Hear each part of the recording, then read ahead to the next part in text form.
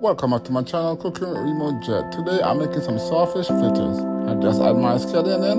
Now just add the sawfish in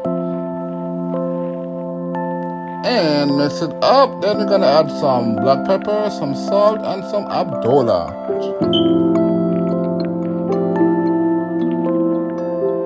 Very nice and good.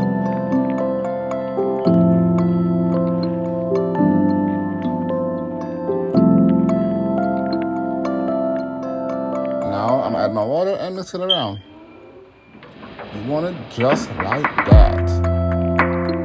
Now you get your oil and you fry evenly on both sides. Quick and